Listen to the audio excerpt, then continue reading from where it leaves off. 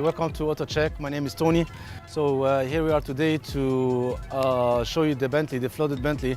So how can you avoid it, avoid those kind of mistakes? How can we maintain it, and how we can keep our eye open on such things like that?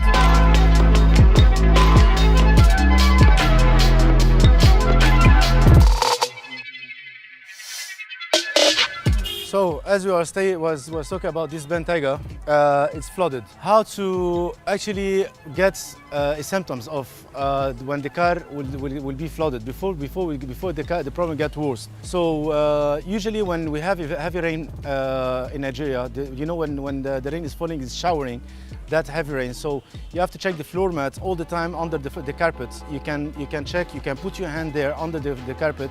You can see that it's wet.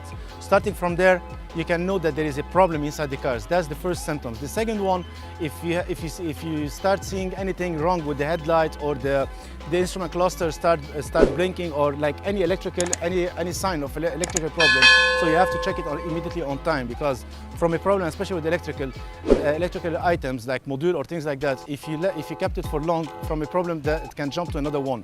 So now, as I want to show you now inside how the problem started exactly. They mistakenly squeeze the motor drainage here.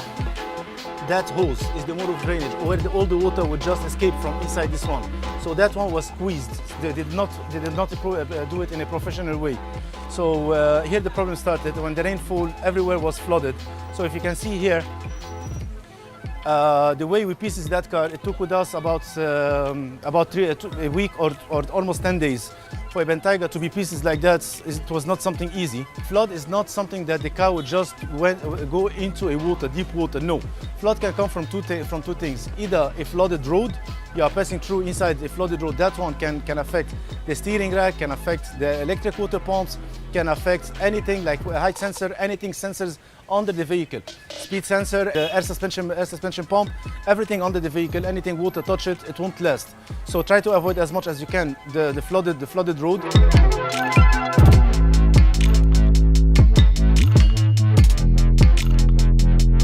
So now I will show you exactly how to start checking the vehicle. Definitely this one is not for the owner of the vehicle, this one is for the workshops, people. So as we move in here, as you see, we remove all the carpet from the floor mat, I mean from the two sides. So you can see here we have the fuse box, the main fuse box, then we have the CAN network. All these places are CAN network. The CAN network is something that all the module can communicate together. So if one of the CAN water touches, so the module cannot communicate with each other anymore. That's the seat main wire sockets. That's another module here, and we have the footwell module here. That's the one is affected inside this vehicle. So you see under the floor mats we have a lot of modules. So we have to take a look on everything. The ground point as well. There is a lot of things. Once you remove your carpet, you can see where the water is. The time when you remove the socket, you can look inside, you can see corrosion inside as well. So let's move back now. Let me show you at the back what we have.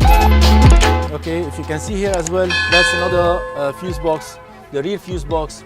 That's the connector, the joint connector as well here.